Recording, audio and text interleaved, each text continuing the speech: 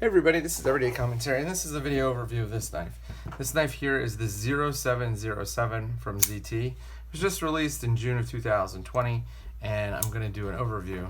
I'm going to first talk about the specs. I'm going to give you some size comparisons. I'm going to tell you what I like and what I don't like. So let's get the specs out of the way. This knife is, and let's see if we can do this. This knife is about 3.5 inches and a little over, I assume these are 9 centimeters. 3.5 inches long. The blade is made of 20 CV steel.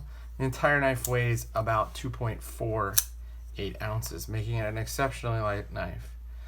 The retail price on this knife is $248. This knife was sent to me by knifeart.com, and they sent it to me so I could do a review and take a look at it. If you haven't been to Knife Art, you should really go take a look at Knife Art. They have a bunch of knives that are like high quality production knives, some custom knives, and then they have knives that are harder to find. Like they carry Closely all the time. They have a bunch of Spartan knives. They have a really good stock of knives. They're all sort of curated just so that they work well for knife enthusiasts, and they have really decent prices. So go take a look at knifeart.com, and thanks for sending me this video, or this knife to review. So the first thing is I will tell you that I really like the size and the weight of this blade. You know, 3.5 inch blades are always, for me, bigger knives, and you can see that in comparison to something like the Benchmade mini grip, it's absolutely bigger than this knife. It is substantially larger. Now this is a AA battery, and this is the knife stacked up against an American $1 bill. The knife itself is a really nice size for a 3.5 inch blade. It carries well, it's not too tall, it's not too bulky, and that's because the weight, 2.48 ounces, really keeps things slim and trim. They also did a really good job of chamfering the handles, and that makes the handles much more comfortable in the hand. They chamfered them here. It's a really wide chamfer. They chamfered them here. It's another wide chamfer, same here. So it has a really nice three-dimensional grip in your hand, feel in your hand. And you can squeeze this knife, and there really aren't any hot spots. There might be a little bit of a hot spot from this clip, which we'll get to in a second. The size, 3.5 inch blade and a 2.48 ounce body is a really good spec. You're not going to find too many knives that have a better blade to handle ratio or blade to weight ratio than that. So that's the first thing that I really like. I also like this very simple, very unobtrusive, over the top pocket clip. It's actually put in place in a really innovative way. Let me see if you can see down there. I'm going to try to get this up to the camera.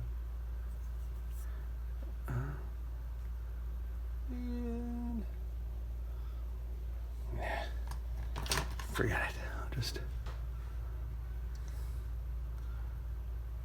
There it is. So the clip actually lays in a cutout, and it goes that way underneath the standoff. And so the standoff holds the clip that goes out and then goes around. It's a very interesting idea. It does mean that you have to take this standoff off to remove the clip and swing it around.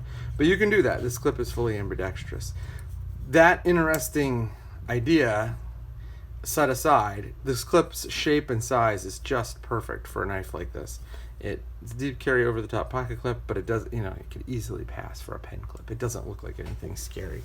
And that's a really cool idea. So I like the specs, and I like the pocket clip. I also like the flipper tab. This flipper tab is a pretty darn good flipper tab. There's lots of texture, so you can easily fire the knife, but it's also not one of those knives that has a huge obtrusive flipper tab. It's just the right size, just the right texture, just the right shape. It will not screw up your hand too badly if you run into it. So let's talk about what I don't like about the knife. The first thing I don't like about the knife is I don't like this blade shape. It puts a little bit of belly here, but then it has a long straightaway. It kind of limits the utility of rocking cuts. But it also means that this knife has a very thin tip. This tip here is just micro thin. One of the knives that a lot of people like that I don't like is the Kershaw Leak, and the reason why is because the tip is too thin. And the 0707 is in the same boat. The tip is just way way too thin for a knife this size. I mean, it's like they just wanted to hit the 3.5-inch mark regardless of what it did to the knife blade, and took like a 3.25-inch blade and just stretched it, and it's just too thin. The other thing I don't like about the knife is I really don't like this back part where the pocket clip goes. They could have leveled this off and rounded it off a little bit more. It's pretty pokey as it is, and seeing as your hand's going into your pocket to get it over and over and over again, you're gonna run into these pokey points. No good. It is not a good idea. And for all the effort they did to make this really minimalist pocket clip, you know, milling it inside pockets the way they did, and like making it attached to the side, all that kind of stuff, and then they just make this boneheaded pokey part. Not my favorite. And then the final thing is, I don't think that the tune detent system is all that great. So originally the idea was that it would prevent you from locking out your knife. And a lot of ZTs, when you put your fingers in the launch position, they rest on the lock bar, it puts tension on the lock bar, pushes the detent ball into the detent hole, and you couldn't get the knife open. With a tune detent system, you can just do that all day long. And even if you like really purposely grip on it, you can still get it to fire. So that works. I like it a lot in terms of fixing that problem, but what I don't like is the fact that it's now makes for a really sluggish flipper. For $248, you should absolutely get a better flipper. This is a $20 knife, and it pops open every single time.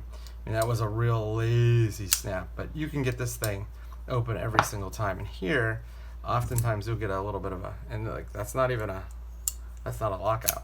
That's a lockout. So it seems like a lot of over-engineering for what could just be a interlock. That knife pops open every time. I put my fingers wherever I want, and it works flawlessly. This is, by the way, is the Ferrum Forge Mini Archbishop. It was $60. This knife is $248, and it doesn't flip anywhere near as nice. So I'm not a big fan of this kind of over-engineering, and I don't really care what the flipping action is like, but it seems like this should just be a liner lock. It would be a whole lot better knife if it was a liner lock. It would be much simpler. But you know, they want to be able to say it's a titanium frame lock flipper, and so because that's what the market wants, so they're going to do that, even if it means that the knife is not quite as good as it could be otherwise. So look for a written review, and this is a video overview of this knife, which is the ZT-0707.